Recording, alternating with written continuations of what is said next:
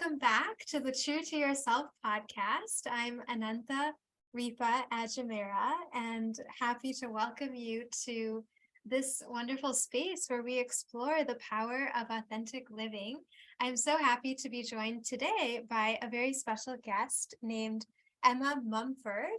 Emma is the author of 3 books, including the recently released Hurt, Healing, Healed.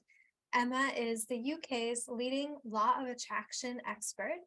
She is an award-winning life coach, the host of the popular Spiritual Queens Badass podcast, and the author of the best-selling Positively Wealthy and the Positively Wealthy Journal. We're going to be talking today about manifestation and all kinds of things that you may not have even ever known about manifestation and how to really manifest in a way that's going to be in alignment with your true and highest self. So welcome to the show, Emma. It's so wonderful to have you.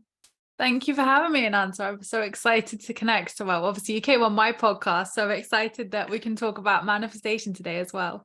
Yes, definitely. And I would love to begin by just hearing from you about a time in your life when you were true to yourself and what impact that made upon your whole life.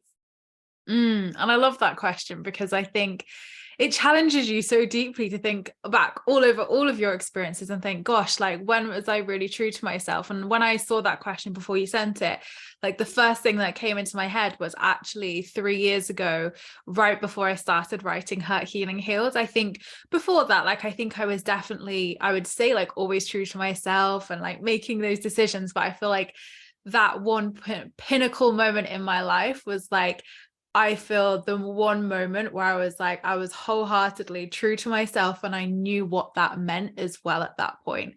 So go backwards to 3 years ago. I'd finished writing Positively Wealthy, and in Positively Wealthy, the book talks about, and obviously the journey and experience I went on was manifesting everything off my vision board. A great problem to have, but feeling really unfulfilled inside and feeling this like gaping hole of like, oh, that's still there. I've manifested all these incredible things, but oh, I'm still the same Emma. I still feel the same way internally. So that's when the inner work really started coming up for me. And during that time, I was in a really difficult relationship, and a relationship that I'd manifested, but it was really, really difficult emotionally. It was toxic, and it brought up every single part of my inner work journey. I talk about it in Hurt, Healing, Healed. Obviously, having a twin flame relationship, it's not for the faint-hearted. And obviously, I didn't really know that's what I was going through until sort of like really when I was in it and thinking like, why is this all happening? And like, why is this relationship unfolding in this way? So that moment for me being really true to myself was actually walking away from that relationship for good. It was so difficult for so many years to do that for a whole multitude of reasons. And for me, it was at that point where I was like, no more. I would be happy if I spend the rest of my life by myself and I choose myself. And that's not good for me. I'm not going to do that anymore. And it took probably every ounce of my soul to walk away and make that decision. Because like I said, it was not easy in any way, shape or form. There was so much that went into that decision, it was years worth. But for me, that point just before my 27th birthday changed my life forever. And I thank that version of myself every day to be like, thank you for making that decision, because you paved the way for so much abundance to come into your life and so much healing as well. And Hurt, Healing, Healed was birthed because of that. That's amazing. I love that story. And I love that you acknowledge how this was a relationship that you did manifest and how there can be this darker side to manifestation that a lot of people don't acknowledge or talk about in the spiritual world. It's all about manifest, manifest, manifest. But then when you actually do, it's like, wait a minute, but that thing that we now want to remove was actually something we once were drawing in through seeking to manifest it. And I think a lot of people have that experience. So, what did you experience or recognize in that journey about how to bring more alignment into the manifestation process and why it's important to do that. Yeah, and I really feel alignment is the key word with that, because we're always aligning. Like, I think, it wasn't that I wasn't aligned before. I was aligned at that point in my life, but what was underneath was trauma. What was underneath was limiting beliefs and fears. So whilst I did manifest that relationship, and of course I wanted that relationship at the time, what I did encounter was a life lesson. What I did encounter was a soul lesson, something that my soul had agreed to experience within this lifetime. And I am so grateful for that relationship, because it taught me so much. And like, I would not be the person that I am sat here now, or I wouldn't have written Hurt, Healing, Healed if I hadn't have gone through all those karmic lessons and, really embraced all the lessons within that, in that relationship over those 3 years. So I don't look at it as a negative. I don't look at it as, oh, that's like a bad side to manifesting. I'm like, well, the law of attraction is one of the 7 energetic laws of the universe. There's 6 other energetic laws. So I think so many people pigeonhole law of attraction as like the be all and end all. And like, if something bad happens, you manifested it, when that's so damaging and harmful to so many people to say that, because then you can get onto the conversation, well, do children attract abuse to them? Of course they don't. Like, that's not even worth thinking about. Of course they do not do that. So when we talk about, and like, I've had people message me saying, oh, I manifested a teaching job and now I hate it and I want to do something else. And I think sometimes we have to have those things to learn what we do want and what we don't want. And if we hadn't have had those experiences, the universe is like, okay, so you think you want to be a teacher, okay, experience it. And then you're like, whoa, no, that's not for me. Okay, I mean, you think you want that relationship, whoa, okay, that's not for me. So I actually think that there's blessings to all of that. It may not seem like that at the point, of course, at that time, of course, but I definitely feel there's so many blessings and lessons within those experiences that enhance our manifestations, because then we're aligning, like you say, with that true version of ourselves. We're going to learn things, inner work's going to come up, and we're going to align and think, okay, right, so that's not quite what I wanted. What did I take away from that experience? Right. For me personally, it was to heal myself, to heal the past. And that relationship was an invitation for all of that to come up to the surface. If I hadn't have gone through that, it never would have come up.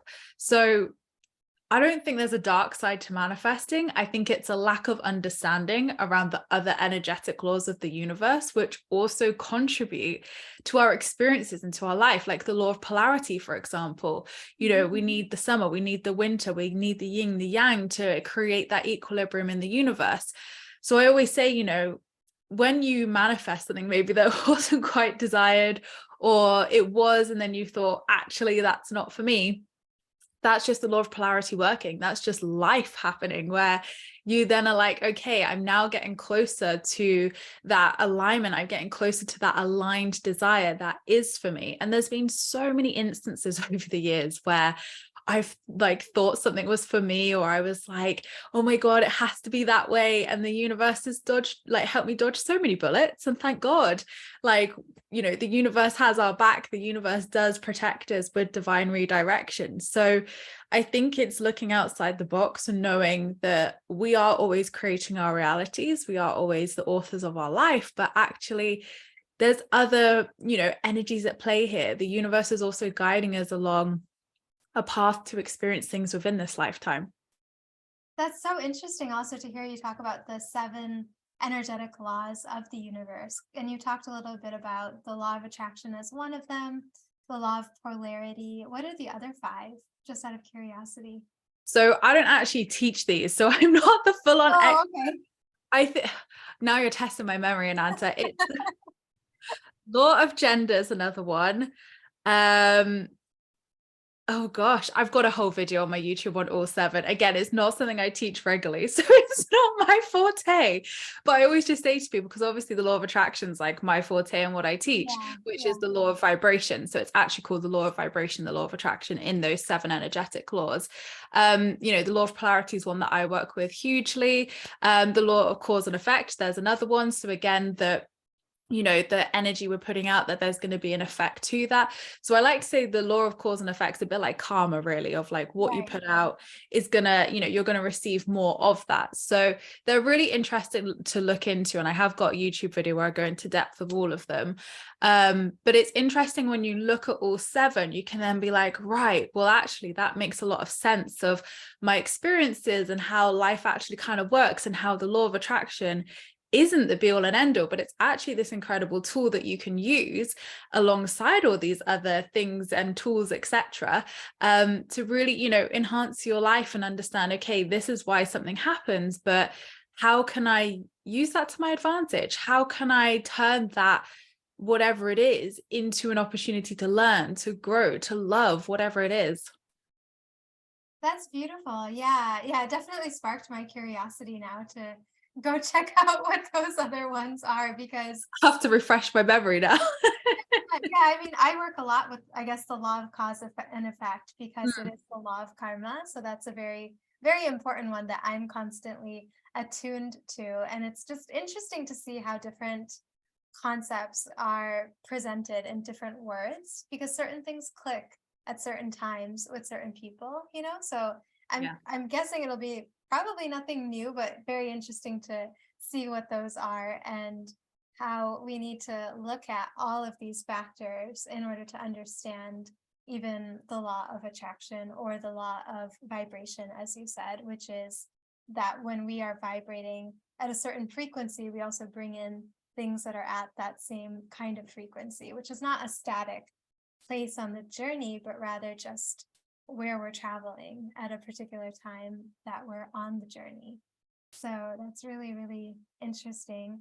In your book, I loved how you described manifesting from a space of aligning with the highest good of all, and really tuning into your own body to feel what that's like, and really to become like an instrument of service. I thought that was really amazing, because I can connect with it also in terms of the Vedic spiritual tradition, because it's like the highest good of all is like connecting with Dharma. So is this alignment with Dharma? Does this not only benefit me, but benefit all beings?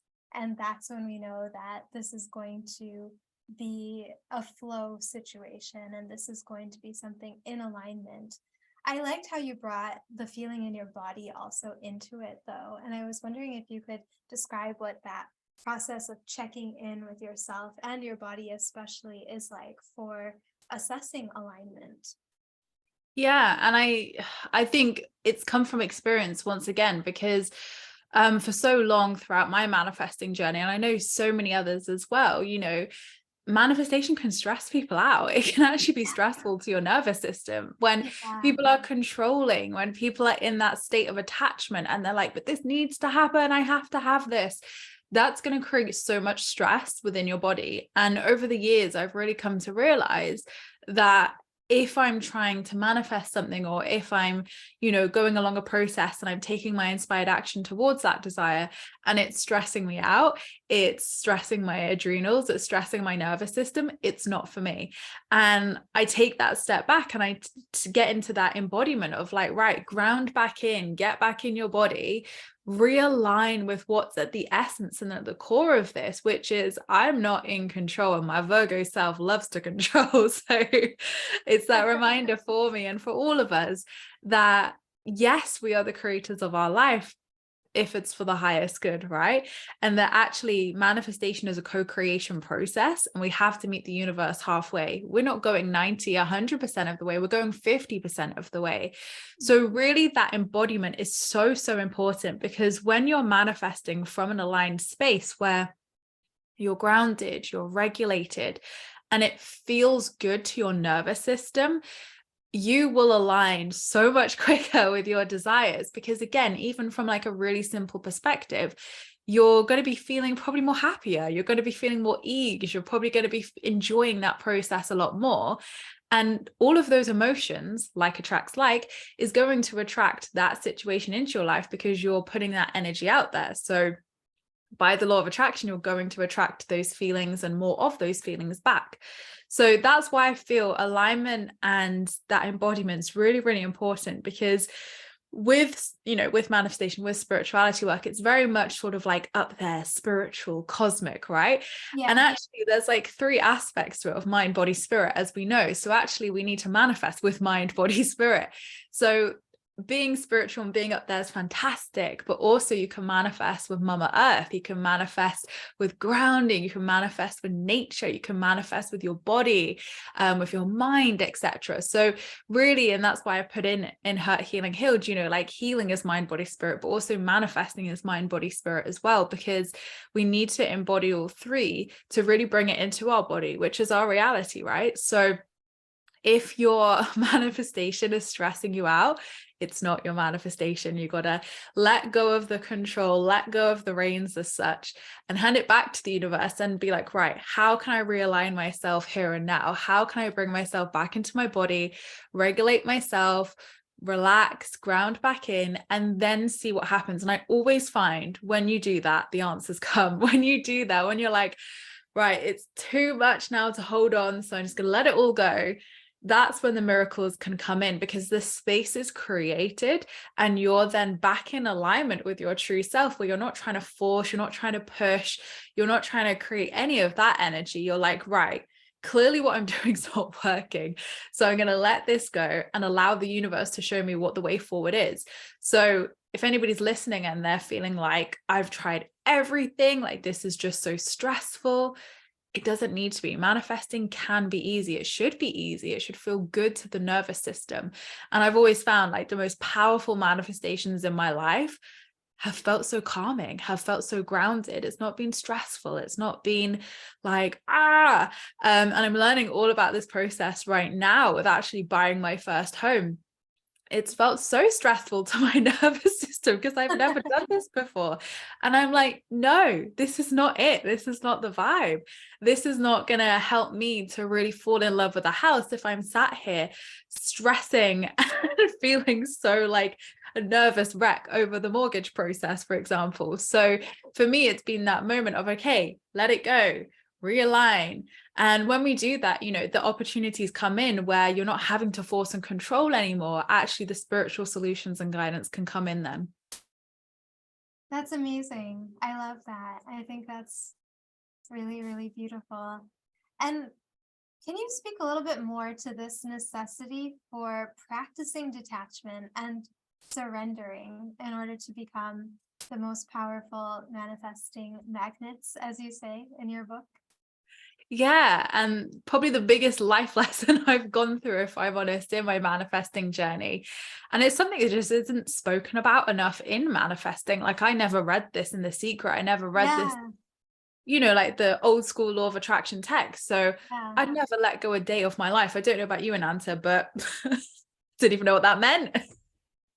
Well, it's a big part of the spiritual teachings of Vedanta, and it's a really important part of Ayurveda and yoga. So I definitely understand it from the spiritual perspective in terms of how we're guided, even in work or in relationships, to put our full effort in, but then to fully detach from the outcome of the effort that we're making, and that both are important, both the effort and the letting go and surrender. So it's definitely a concept I'm very familiar with, and it's hard to practice, but when we really do practice it, it does open up that space, I feel, to allow for the highest and best that is meant for us to come in, whether that be the polarity, right? Of like something that seems positive that could actually be teaching us it's not for us, and then something that may seem really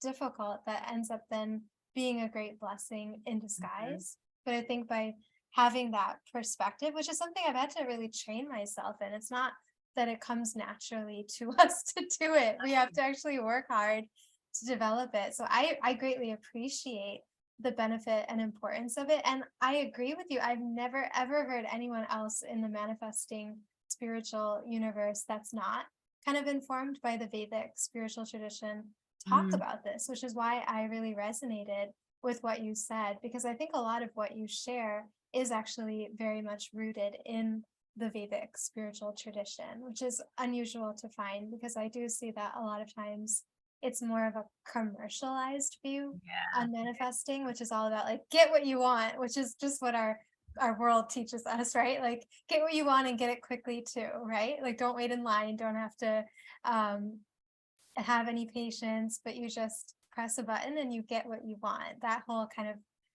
materialism mentality that allows for things. And yet I feel like having learned about karma yoga, having learned about Vedanta spirituality and put it into practice in my own life, it's the most powerful thing to actually practice letting go. And because it's Mm. so many of the things that are small that we hold on to, whether it's in relationships with people or just within our own heart space, that end up then becoming big and becoming bigger problems than they needed to be if we could have just let go of them to begin with. And even at a psychological level, I feel like there's so much we cling to and hold on to for a sense of security outside of ourselves that brings us away from our true self. So I was just so happy to read this and to see you bringing this out and talking about it to people because I think it's so important. Absolutely. And what you're saying there is that mind, body, spirit again of decluttering, of letting go. And because it's not spoken about in Western teachings enough, like I had Yeah. no idea until I read Gabby Bernstein's Universe Has Your Back. And I was like, oh, this is what you're meant to do. So yeah, I would say it's arguably one of the most important steps in the manifesting process, but it's not spoken about enough. And you're 100% right. Traditional manifesting so commercialized, it's so kind of Western and like get what you want, and the ego loves that. My ego loved it, our egos all love it because it's like fantastic, it's going to solve all my problems and I can just manifest this stuff and life's going to be fantastic. But as I found out in Positively Wealthy, that doesn't work. So you do have to do the inner work as well. That does come up. But actually, it really taught me, circling back into what we said before about actually looking outside of ourselves when we're manifesting. So asking yourself, why are you manifesting that thing? I've had clients say, I'm manifesting £1 million. It's on my vision board. I'm like, fantastic, amazing. What are you going to spend it on? Oh, I don't know. I don't actually need it, but everyone else is putting it on their vision board. So I've just put it on there. And I'm like, okay, well, that's not going to manifest because you've got no idea what your why is. You don't really care, which kind of is a good detached attitude to have. But also, there's not going to be action or any other energy behind that because you don't actually care. And is it your version of wealth? And what I mean by wealth in Positively Wealthy is actually your version of happiness, your version of wealth, not just your version of money. Mhm. So it's really important that we ask ourselves that and identify what our version of wealth is. To then identify, are we chasing somebody else's goal and manifesting what everyone else on TikTok, Pinterest, Instagram are? Or is that actually what we truly want at our soul essence? Is that actually what we truly want within our heart, our soul as well? So it's really important we ask ourselves those questions and also take it further than that. How can your manifestation impact the collective too? Because then you think about it you think about it more than just yourself. You then reflect it out and say, okay, well, actually, I have the power to help so many people with this manifestation, whether that's manifesting money that's going to go towards a local tradesman who's going to help put dinner on the table for his family, for example, or helping a small business, and that has that ripple effect. So it's really great to ask yourself these questions because that deals with the control side. But the letting go side of things specifically is really about getting into the present state, because now is the only time you're going to receive your desire. Not yesterday, not tomorrow, now, the present moment. So often we can live in the past, so often we can live in the future, but our desire can only come in the now, in the present moment. So we have to be here to receive it. So in the letting go stage, I talk about, really becoming grateful and appreciative of all the blessings and amazing things that you have here and now. And actually, by letting go and creating that space, you are creating this space for your desire. Because just like what you were saying about, like, hoarding emotions, hoarding things in life, we all do it. Oh my gosh, we all do it. And if you think about it, that's going to create a lot of stagnant energy. That's going to create a lot of stuck energy, cluttered energy. Imagine it like a living room. If you want to buy a nice sparkly shiny new lamp, but your living room is full to the brim of clutter, you can't see the floor, there's stuff everywhere, you're not going to be able to put the lamp in there. There's nowhere to put the lamp. But if you declutter, and that doesn't just mean doesn't have to be physically in your home, it can be an emotional declutter, a spiritual declutter, but absolutely do a physical declutter in your home and workspace too. You create the space to put the lamp in, you create the space for that desire to come into your life. So I think there's so much power with decluttering, not just in the sense of your home, but again, believe me, every time I do this or get my followers to do it, we all manifest abundance afterwards, because we are, shaking up that stagnant energy. We're inviting in that new energy into our homes, into our lives, by clearing out anything that doesn't feel aligned anymore. So it's a really powerful practice to do. But letting go is really about the essence of getting present, being grateful, being appreciative, and almost having that mindset of actually not needing your desire, which sounds bizarre. That's why it's quite a kind of difficult step to get your head around, because you can't fake it till you make it with letting go. Like, I think people think the other steps you really can fake it till you make it, but letting go is the one step where the universe is like going to call you out and be like, hun, we can see you're still attached. Like, we can see you're still controlling this. And, people are like, I'm so detached, I'm so surrendered. And then something will happen and they're like, ah, and you're like, you're really not. So, a lot of times people think they're in step 4 of the letting go process when actually they're in step 2 of the believe process still. So it is definitely a step that has to be lent into. And it's definitely a step that comes naturally. I don't think it's something that you can force in any way, shape, or form, because letting go just isn't a forceful energy anyway. It's like a very feminine energy where you are releasing, you are surrendering, and you're almost like relaxing into that receiving space. So in that energy, there is not a controlling energy in there. It's an actual surrender to allow yourself to receive. And I always say your desire will happen when you need it the least. And that can be really hard for, I've found it really hard to embrace that. I know a lot of people have, because the law of attraction puts so much force and control of like, you must think about it every day, you must do this every day.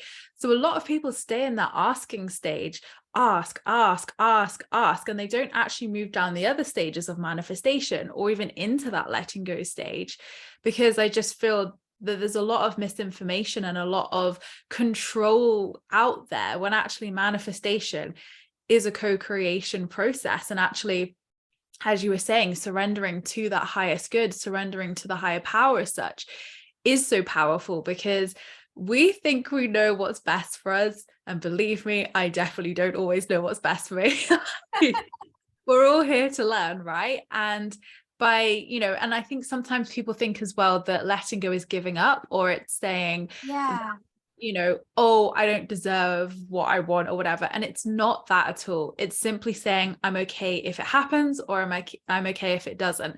And when you allow something better into your life, this or something better for the highest good, it's never going to be a downgrade. Like, I know over the years, I always thought, oh, it's probably not going to be as good. And every single time, and I know every other single person on this planet can agree, it's never worse. It's always better. And we're like, thank God we didn't get what we thought we wanted, because this is so much better. So it's really trusting in that process of letting go of those hows, whens, whys, all of this hows, because we're not in control of that. We do our 50% and the universe meets us 50% of the way. So I feel if we all practice that letting go and surrendering more, just in day-to-day life as well, it can have such a powerful impact on the abundance that you receive as a whole, because you're in that receiving energy. Yeah, that's so amazing. It's amazing also because it's reflecting another Vedantic teaching, which is around the types of action that we can take in life and the kind of karma that comes back as a result of it. And if we're just manifesting from a space of personal desire, then the law of karma in the Vedanta philosophy teaches that what you get back is something not so great. Even if you get the thing that you want, but it impacts you negatively because it's coming from that self-interested space. And then when we have a desire for something that's unselfish, that's actually benefiting other people or someone else, at least besides ourselves, then we get positive karma back. So more beneficial results come back to us. And if we're really tired of cycling around this wheel of samsara, as it's called in the Vedic spiritual tradition, this wheel of suffering, of constantly going in a circular motion and not getting out of it, right? Because we keep on, like you said, like thinking about the thing that we want over and over again and suffering as a result of it because we think we need it to complete us. Then the actions that are recommended to come out of this whole wheel of suffering, of samsara, are what are called selfless actions. And that's where you do exactly what you said, which is to ask, how can I be an instrument and simply do what it is I ought to do, and do those things that will then bring a manifestation that is set in an intention that's not just to benefit myself, but to be like the sun shining, because that's its nature. And when the sun shines, it's in its dharma, it's in its highest purpose. And I feel that when we honor the call to serve and to give, that abundance naturally follows that intention. And the more beings we seek to benefit from our actions, the more it purifies our karma and frees us from our own mental shackles. And like you said, brings in something even greater than what we could have possibly imagined. So I think it's so wonderful that you are speaking about this, because I think it's so needed and so important for people to understand that this is also how to manifest in a way that is going to be healing for mind, body, and spirit, not just manifesting and then not knowing what to do, as a result of what came back, and then wanting to manifest more and more and more, and getting slightly obsessive about it and constantly thinking about it. That's how we strengthen that kind of like suffering as a result of desire for something outside of ourselves. Whereas when we don't really have the desire, which is what you were talking about, when we don't feel like we need it, but we're seeking to manifest it, it's like what we say, the intellect, the part of the being that controls the emotional reactions of the mind, is actually setting a manifestation for something greater, something better, from a space of no emotional craving for it. And that I feel is really powerful, because when you're fully in control of your emotions and able to surrender and to know what you can do and what you have to let go of, then you're actually in such an optimal state to really be able to handle the £1,000,000, right? And to know what exactly you would do with that, which would be benefiting yourself as well as other people, and then continuing that flow of nature and of being a channel for abundance. So yeah, I feel like we can manifest a lot more when we're not seeking to do it for fulfilling an emotional void within ourselves. And that's a really, really important understanding. So I'm so happy that you wrote this book about healing as it relates to manifestation. I think it's really, really awesome and so needed. And I want to hear you also talk about, what is it like to receive as an empath, especially because a lot of empaths don't really feel comfortable with this idea of receiving, and how can we as empaths actually open ourselves to that? And I think as well, like, I want to talk about it from a really practical point of view. Like, I definitely know I'm an empath, and I know that so many of your listeners will be as well. Of course, like, when you're a spiritual being, it's so easy to be empathic and just want to help everybody, and I think being a Virgo makes it very grounded and practical with it. And I think for me, how it showed up in my life was, I think like 4 or 5 years ago, it really kind of came to the forefront when I was having a conversation with a friend, and she said, Emma, you don't allow yourself to receive from the masculine. And I was like, what? And I felt so called out. I was like, you're so right, but I don't want you to call out. So that was a big healing journey for me, to actually understand why I really struggled to receive. And I teach this in the receiving step of law of attraction. So the 5-step process that I teach, the last step is receive.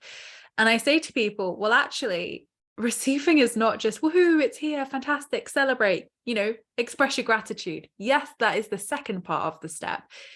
but it's still a step, right? And when we go from that letting go and surrendering into that receiving energy, we have to be in the energy of receiving. It's not just going to magically happen if we're not in that energy of receiving. And I think women, especially, and people who identify as women, really struggle to receive. And I always say this to every talk workshop I do. I'm like, ask yourself now, how much do you allow yourself to receive in life? It could be money, could be gifts, could be love, could be support. We can receive so much. And just think about, how much do you allow yourself to receive? Because I was someone who did not allow myself to receive at all. I was the giver, I was the provider, I was the support for everybody. And I loved doing that. That gave me purpose. That gave me such a great fulfillment. But then I had to allow myself to receive too. And it was a great big lesson for me with manifesting and aligned manifesting as well. Because although I was receiving my desires, when I really healed that wound of receiving, and I noticed it because I always used to feel weird when people would give me gifts at birthday and Christmas, and I never knew why. I would think, oh, there's something wrong with me. Why do I feel weird when people get me these lovely gifts that I'm so appreciative for? And then I really started to unpack that receiving mindset and what blocks and beliefs were underneath that. And then when I released that and allowed myself to receive from all areas of my life, receive in work, receive in relationships, receive in friendships, receive from myself, receive from my family, all aspects of my life, just by doing the most simplest things, I was then receiving on a whole new level. And now the way I receive abundance is so different, and it feels so easy because I'm in that energy of receiving. And when I said, get everyone to think about how much do you allow yourself to receive? Just do one thing this week. Think about something that you don't allow yourself to receive in, whether it's support around the house or something from your partner or whatever it is. Do something this week to allow yourself to receive. Allow yourself to take that step back and allow yourself to receive. It could be the smallest thing. And you will notice such a change in your abundance mindset. You'll notice such a change in your manifestations and what's flowing to you because you're in that energy of receiving. So it is really difficult when you're an empath and you just want to give and you want to share with the world and you really want to, help people. That is such an amazing quality to have, so amazing. We need more of that in the world. But ultimately, it's about that yin yang, that polarity, that balance of making sure that you allow your cup to be filled too, making sure that you are allowing yourself to receive. Because when you're in that feminine energy of receiving, then you are going to magnetize so much to yourself because you're in that energy of receiving. You're not just give. You're it's okay and it's safe for me to receive too. So you might resonate to what I said around my own unpacking around that. You could have some different beliefs that have come up around receiving. So sometimes it can be receiving money can be a real big block for people. So look at the block underneath that if there is one. Look at your relationship with receiving all sorts, receiving love, gifts, money, whatever it is, support, hugs, whatever. Look at your relationship with receiving and see if there's anything that you can work through with that, because then you're going to open the doors as such for more abundance because you're in that aligned energy of receiving. That's amazing. And what are some steps people can take if they do identify that they have blocks around receiving? Yeah. So, Hurt, Healing, Healed is going to be your best friend for that, to thoroughly and effectively go through the process. But essentially, the one tip that I really love to do, and I guess I want to take it a little bit away from the receiving focus to actually identify what's underneath it. So if you think about, okay, you've got a weird relationship with receiving money, for example, we'll use that one. So then identify what the key words are underneath that. Is it control, or whatever the words are? Tune into it, find it in your body and tune into it and see what words are coming up underneath that, and see if it links to your manifestation that you're trying to manifest. It may not always, that's why I'm saying it may not, but ultimately think of your biggest desire that you want to call into your life and then tune into it, visualize it, see yourself living that desire, and then say to yourself, or hear me say it now, your manifestation is not going to happen. And see where in your body that hit you.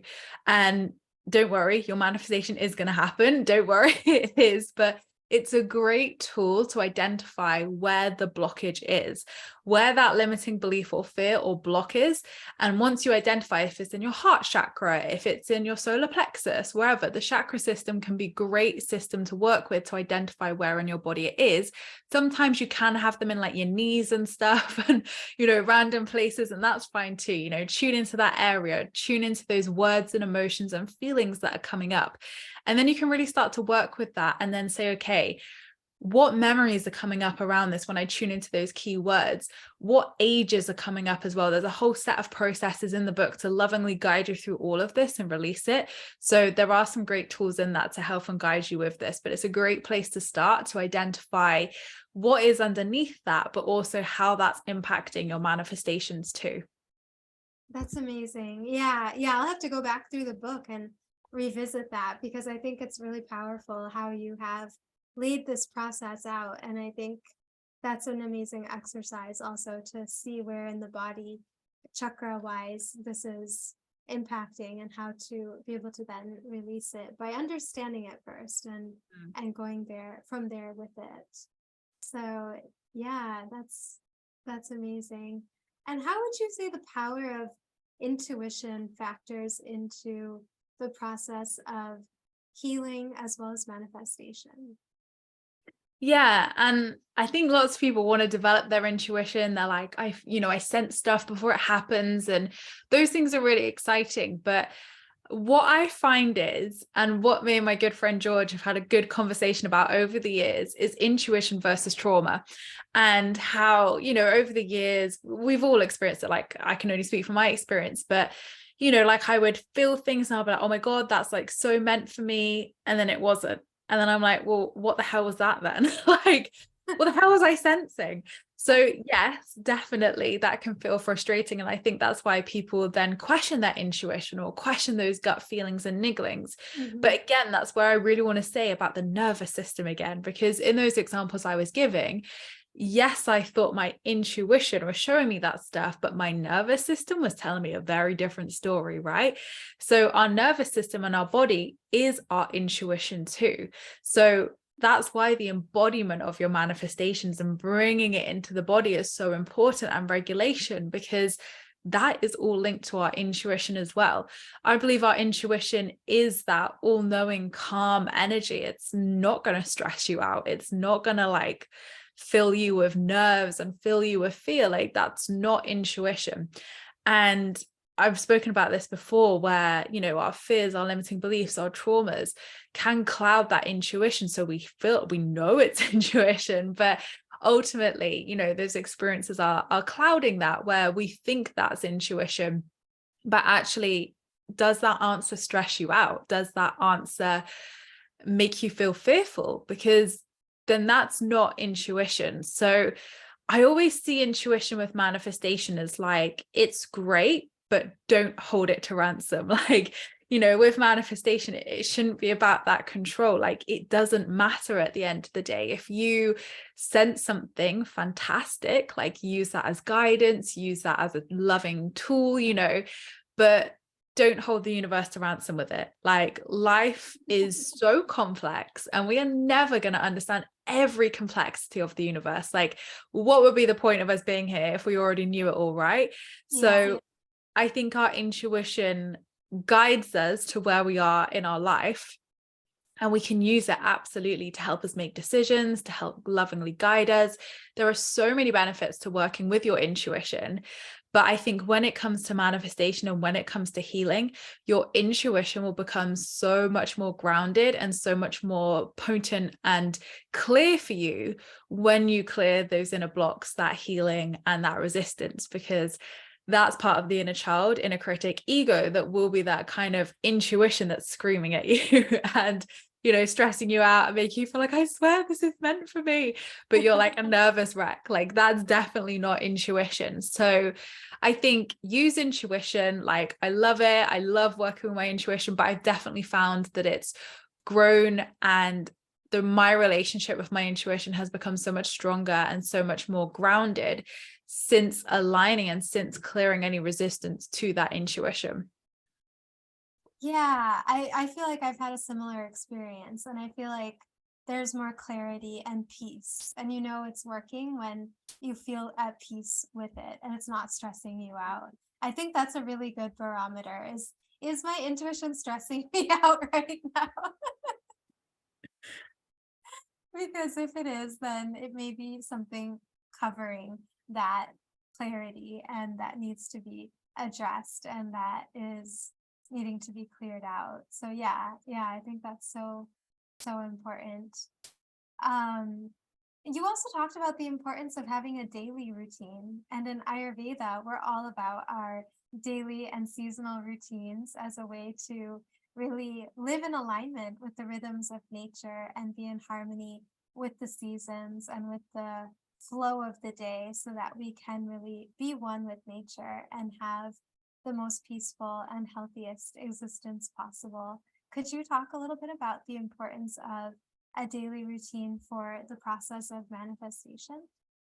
Yeah, and I think I'll start off by saying that daily practices are great for a very different reason. I don't recommend them for for the purpose of manifesting your desires, but I definitely think it helps in that process.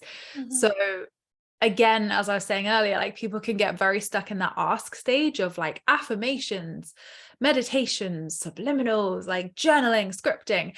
And I've had people come to me and read off this whole list of everything they do every day. And I'm like, how Wow. do you have time for that? Because that's stressing me out hearing what you do every day. And they're like, I'm so overwhelmed. I can't do it. I'm like, I'm not surprised. Like, we need to get rid of all of this. So a daily practice should feel fun. A daily practice should not feel like a chore. And I write in the book Hurt, Healing, Healed about a study that was done in America in 2021 by a sleep judge, where they surveyed 1,000 people, or over 1,000 people, I think it was, on their daily habits. So it wasn't just based upon spiritual practices or manifestation practices. It was based upon anybody who had a daily practice of like stretching, running, mindfulness, breath work, meditation, journaling, like all sorts of things. And they found that the people who did have a structured morning routine on average earned $14,000 more a year than people who didn't. And they also went on to find tons of health benefits, like reducing cholesterol, reducing blood pressure. Obviously, like people were more relaxed, they were more productive, they were more positive minded. So there's so many benefits to this from a mindset perspective, from a productivity perspective, even from a financial and health perspective as well.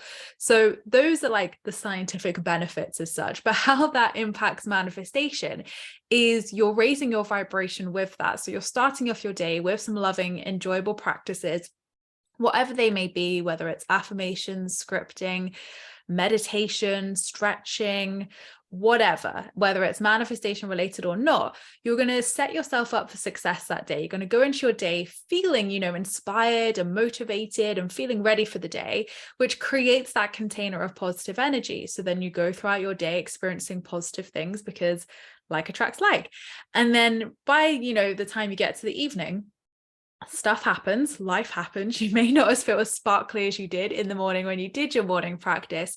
So that's why I think it's important as well to do a little mini evening ritual to just release the stresses from the day, to release anything that you've picked up, to release anything that's not serving you, basically. So it doesn't have to be a really in-depth practice, a bit of gratitude, maybe some reading to relax yourself. Again, it's finding those tools and practices that really work for you, because everybody's different.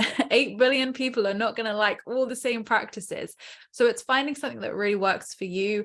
And also your patterns as well. If you're like a night owl and you're more like, willing or wanting to do things at nighttime, you might want to do some more writing at nighttime. If you're like an early bird who feels more productive in the morning, then you might want to do it in the morning. So it's really about finding those practices that work for you and work for your morning and evening ritual. But doing these then creates that positive momentum, because then when you go to sleep, having done your evening ritual, you then let go of any stresses for the day. And I always find that doing gratitude right before bed sends me straight to sleep. Like I sleep like a baby, because it's releasing, any negative emotions, it's releasing any stresses from the day so that I'm in that gratitude attitude again. And I'm ready. And my brain's like, right, positive, let's sleep. So then I'm waking up feeling that positivity again. And then I go into my morning ritual and then create that positive momentum. So why it works for manifesting, even if you're not doing manifesting practices specifically, is because it's raising your vibration. You're in that positive catalyst of positive energy where you're doing self-loving things for yourself. It's a form of self-love too, to raise your vibration and feel good. So it's fantastic for manifesting as a byproduct, but I think we should do it all anyway, to really help our mindset and to help us feel good in the day. Definitely, definitely. And one last question I would love for you to talk about is the inner child healing that you wrote about in your book, and what impact that has had on your journey with manifestation, and how that can just support the healing process in general. And again, like I would say, some of the most powerfulest discoveries in my manifestation journey was inner child work. So much so, I've done a whole course on manifesting with your inner child. But Wow. um, our inner child is within all of us. We have that little inner child within us that lives with us throughout our whole life. And Carl Jung and Sigmund Freud have done so much work around the inner child. So if you love your psychology point of view rather than your spiritual point of view, there's lots of amazing research out there and studies done on it. And it's part of the psyche essentially. So we have that child version within us, and I personally believe that our ego, our inner critic, is our inner child. So that voice within us that's like, you're not good enough, you can't do this, that is your little inner child who just wants to be seen, who wants to be heard, who wants to be loved. And we so often bash our inner critic and ego, swear at it. I used to swear at mine all the time, be like, leave me alone, you're not helping anything, all the stories we say and shout at our inner critic with. But it just gets louder and it just gets worse, right? It doesn't ever go away when we do that. So when you speak to your inner critic, your ego, lovingly and say, okay, I see you, I hear you, what's up? Why, let's talk about this. Why do you feel this way? The power instantly goes, because it's that little inner child who wants to be seen, who wants to be heard. So bringing that childlike magic back into your life and working with your inner child, and there's loads of tools in the book to help you with that. And I've got some stuff on my YouTube and podcast too, if you want to dive into it, really can help you ignite so much fun in your adult life. I even say to people, do it just to have fun as an adult. It's not all about healing and everything like that. Yes, it is, but there's also so much magic that can come from it in your adult life, and bringing that childlike spark and awe and wonder, into our adult lives. Because when we grow up, things get serious. The magic is kind of lost a little bit until we, spiritually awaken and get back into it, if people do choose to do that. So working with the inner child really brings that fun essence back into our adult life and reminds us that, there is so much magic with children. There is so much we can learn from them as well. I learned so much from my little godchildren of how just they see the world in that magical way. And I think we all lose that in this society, in this world. So inviting that back in has so many benefits, and healing benefits as well. And of course, if you have gone through, and so many of us have, difficult childhoods and difficult upbringings, working with your inner child to heal and release that can be so, so powerful for you. Yeah, for sure. In my book, The Way of the Goddess, chapter 8 is, I think, my favorite chapter, because it is about, okay, after you've gone through this intense journey where you've really transformed and transcended and set boundaries and did all the hard inner work, then at the more advanced stage, it's important to really play and have fun and bring joy into the equation, because it shouldn't always be serious all the time, or the polarity of life will not be there to balance itself. Because on the one hand, we want to have the great wisdom of the sages and the elders and the ancients, but part of their wisdom is their childlike playfulness and sense of fun, which is informed by the spiritual wisdom and concepts. So it's not looking for fun from clubs or alcohol or drugs, but more from everyday occurrences and the smallest things, and how we look at it and our perspective, that really makes such a big difference. So wow, this has been such an amazing learning experience about so many things that are uncommonly explored in the world of manifestation. I'm sure our listeners are going to really, really benefit from hearing about this. And where can they go to find your new book and to learn about you and the work that you do? Yeah, and thank you for having me, Ananta. I've loved this conversation. It's been so much fun to, like you say, talk about so many different aspects of manifesting today. But yeah, if people want to find out more, you can find everything on my website, emmamumford.co.uk. And you can find me on all social media platforms, but I'm mainly on Instagram at I am Emma Mumford.